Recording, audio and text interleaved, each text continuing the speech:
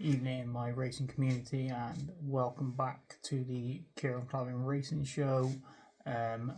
Recording on a Monday for the first day of the York Ebor meeting. Obviously, a 4-day meeting, so it'll be daily podcast coming to you starting today for that. I'm going to start with a bit of a debrief on the weekend. Obviously, we had two nice winners for the podcast over the weekend, with Fervour winning the Jeffrey Freer, and then Havana at 13-2, and then Havana Run won at 12-1 in the handicap over at Ripon, the race before the Great St Wilfrid. So decent winners for the podcast. Keep churning out the winners. So hopefully, if you guys got on, had some nice prizes, that was good. But we move on to York. Obviously, big meeting that's been coming. I think people have been waiting for the last couple of weeks. Obviously, we had Glorious Goodwood, and there was a bit of a lull with the Shergar Cup, etc.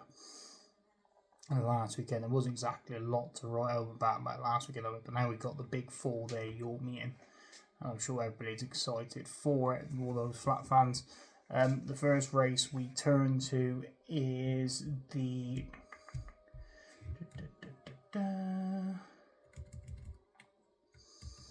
Hong Kong Jockey Club Whirlpool Handicap over just under 6 furlongs. The man is favourite in here for Richard Spencer, and David Eagle will take the ride. Winner of the course and distance last time. I'm sure he'll be tough to beat, but the horse I like in here, currently best price 25-1, and you're bound to going to get 5 places on the day on this race, and it's Monaslau Sleeve. Now, I have actually put this horse up in the past when he ran earlier on in the season up at Musselburgh, where he finished only a length and a half that day behind American Affair. And obviously, American Affair has gone on to win at Royal Ascot in the King Charles VII. So that form looks decent. And the last time this horse, Mon the Sleeve, ran at York was behind American Affair. Obviously, like I said, has gone on to win up at Royal Ascot the time before that. The second in that race was JM Jungle, who won this race last year. He's won at Epsom since, and also has won at Glorious Goodwood, winning a Group 2. The third is ran okay, Tokamada. I think he's got handicapping him somewhere down the line. And it's just winners coming left, right, and centre out of this race. And also another thing to factor in with that race in particular is the fact that 2 seconds. Very sure Vintage Clarets is still in this race. Is he still in this race? Yeah, he's in this race. So Vintage Clarets is in this race for Richard Fahey, obviously, and Ethan Tibbsdale, who obviously won the race for us with a Havana Run at the weekend. Now, Vintage Clarets finished behind Mon the Sleeve at York last time out, and he's only an 8-1 shot, whereas Mon the Sleeve is 25-1. I just think that's far too big. He's not done. He has won since. He's run okay behind Brazen Bolt the last time as well. I just think he's overpriced, and he's got decent course form. He's got okay weight. Kevin Ryan, he does well at this meeting. He's actually got 2 in the race as well. He's got Bergerac in the race, who I've also put up previous in the past. I really hope he doesn't win, because I will be kicking myself if he wins and I haven't put him up. But it will be Mon Nasleeve for Kevin Ryan and Sam James in the saddle in the first race. As I said, best price 25-1. You're going to get 5 places on the day, no doubt. There's not going to be that many non-runners. So well worth a play. We then move on to the Acomb Stakes over 7 furlongs now. This is, well, I'm not going to probably have a bet in the race. Godolphin have got a very decent horse in Distant Storm that's favourite. Obviously won the first time out. Winners have been coming left, right and centre out of that race. And then you've got the Aidan O'Brien horse in Italy that was sort of second at Newmarket last time out. I believe, like, the betting don't lie. The betting is 11-8, 6-4, and it's 8-1 bar. It's between the two. If I had to pick one out of the two over this trip, I would probably say Distant Storm. I think In Time Italy is going to be more of a stare. I think he's your Derby type, I think, whereas Distant Storm may be your Guinness horse for next year. I probably won't have a bet in the race because those two are far too short. We've only got the dead 8, so if we even have one non-runner, then there's going to be no each way value there whatsoever. And another caveat to this is the Lion of Winter won this race last year, so Aidan O'Brien normally targets this race with his decent ones. But yeah, if I was to pick out the two, it'd probably Distant Storm, but at 6-4, it's not a betting proposition. The 3 o'clock then, the Sky Bet Great Voltage of Stakes over 1 mile 4 furlongs, and Lambourne is favourite here at 4-6 best price. And you've got Kamers in here who obviously won the Queen's Vase. Now that form is very, very good. Straits True is in here. Prince of Arabis, who won the Dante over course and distance. It was a very strong looking race. But the fact that Aino runs 4, I'm not sure whether that's just to get run into a couple of these or whether it's just to completely take over the race. But you'd like to think, even though he's got to give weight away, Lambourne's going to be too good for these. I'd like to see Kamers run a decent race. I thought I was on him at Royal Ascot. But again, there's only 7 runners here. You're not going to get each way value. So again, I'm going to only be paying first 2. You really want to go in, especially with the way the race could be run with 4 O'Brien also in the race. Very trappy race, so I won't be willing to get involved. I'd like to see Kamers run well and then potentially go on to the St Ledger from here, but Lambourne is strong. He's clear by the best part of £9, to our Prince of Arabis on the ratings, and he's only got to give £2 away, so he's technically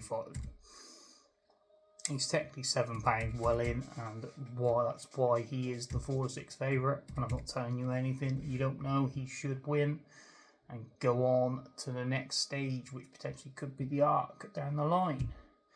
And then we move on to the 3:35, the big race of the day, the Jugnut International over 1 mile 2 furlongs. And this is the rematch from the King George of Omnisman versus Delacroix. Now 15-8 the pair, and then you've got 9-2 the Japanese horse, and then See Your Fire in there at 9-1. Again, another small trappy race, only the 6 runners. Really not sure what to come down on, but I do actually, I might, if I was gonna, like I said in the race, not the Vulture, the race before, the Acom where there was the 2 at the top of the market, and I sided one. I definitely side with Delacroix here. I think he is. I said when I was previewing the King George that the Prince of Wales Stakes at Ascot was very, very muddly. Obviously they went tearaway gallop at the end, and Omnisman's picked them all up at the end. And obviously that form was changed by the breathtaking finish of Delacroix in the King George. I can't see Omnisman reversing that form, especially, and he's also got to give £7 again to Delacroix. There's no change in the weights, he's still giving £7. There's only £1 difference in the handicap if you look at it. Omnisman rated 127, Delacroix rated 126.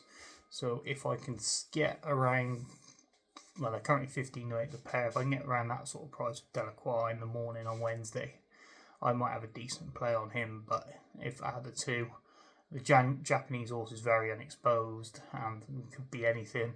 You obviously got the French horse as well that I didn't mention, Graffard's horse, who's 4-4. He could definitely be anything either. It's a very, very good looking race, but I think Delacroix will come out on top. We then move on to the Stayers handicap over 2 miles. Now I was expecting them to get field in this. I can't believe there's only 13 runners in the race. Like there was 25 at declarations yesterday. Some firms will give you 4 places currently. It's going to be very trappy. You may only get 3 in most places. Alfonso Legrand, the consistent Alfonso Legrand, is favourite for Tony Martin and Button and Buick on board.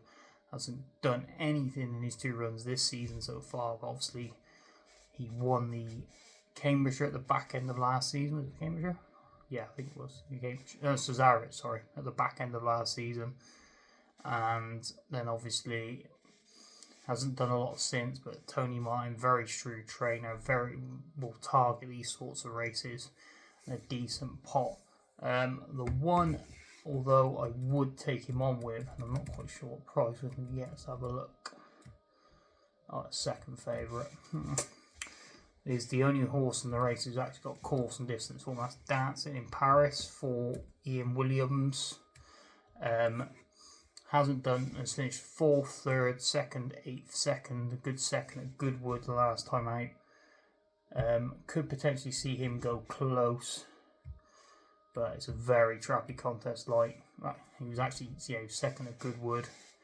He finished 8th at Newmarket, and then he was 2nd at Newcastle in the Northumberland Plate. I think he could go close, but like I said, he's only 5-1. I'm not telling you anything you don't know. It's a very difficult race. He probably is the one I'd side with currently at the prices, but we'll see what price we get on Wednesday morning. And then we move on to the next race, which is the Sprint handicap for the fillies over 5 furlongs. Now, a horse that I have not got now. The favourite here is Luna Alabis Nas. Now,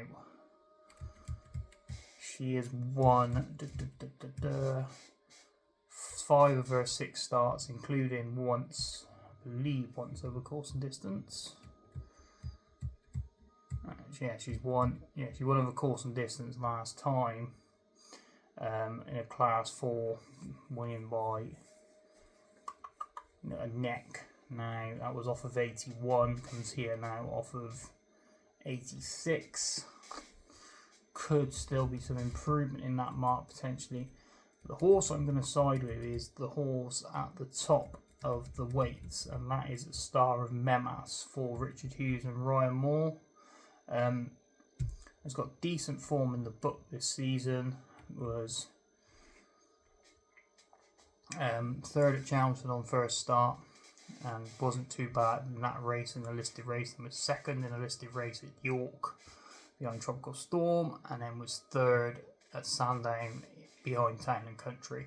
Now I actually put this horse up in a listed race at York last time out, where I don't know what went wrong, everything went wrong. He completely just finished last of 8. He was only beaten 4.5 lengths, but he was last of the 8 runners. But when you look at that race, you think, oh, that's not horrific, finishing last in that race. But you've got Miss Attitude was 2nd. She's won since in Deauville. Jem Jungle was in there. Obviously, he's gone on and won at Goodwood since. Rose's Affair has won yesterday. As I'm recording on won on Sunday. So the form really stacks up. And the fact that Star of Memas went off 4-1 that day, and now dropping into a handicap from a listed race, class 2 handicap. I think if she can turn the corner from that previous run and go back to the start of the season, runs that she was running at the start of the season, I think 12-1 is far too big, and you're going to get 5 places on the day with the amount of runners we've got in this race. As 18 runners, I know she's got way away to everything, but they normally say number 1 on the race card handicap is the best horse in the race. So hopefully that is the case with this race. So Star of Memas it will be for me in the fillies handicap over 5 furlongs. We then finish with the nursery, the class 2 nursery over 6 furlongs for the sprinters. And currently favourite is Dublin Bay is currently favourite for Ollie Sangster and Harry Bentley take the ride. Won the last 2 races. Down the bottom of the weights only has to carry 8 stone 2, so could be potentially thrown in off that weight. Again, like the previous race, I'm going to go towards the top of the weights. And the horse I'm going to land on is the top one again. The one at the top again is First Legion for Richard Hannon and Shane Foley, who is retained for the owners. Won on debut at York in May. race hasn't turned out too badly. The 4th has come out and won a listed race since. The 5th has won again twice since. And the 9th has even won. The 9th and the 11th have even won since. So there's been winners coming from that race at York first time out. He then went to Sandown where he was second in a decent race at Sandown. Obviously the winner of that Sandown race, Athelina, has gone on and won the super sprint up at Newbury, so that's a decent form.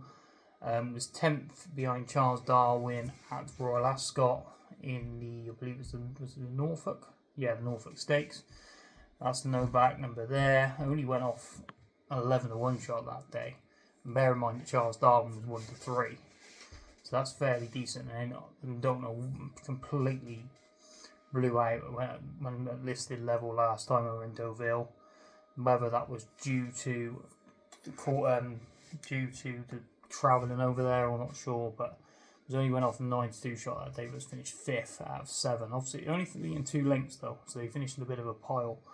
But now returns not only into nursery company, so dropping down in class, but also back up to 6 furlongs. I think that will suit him better.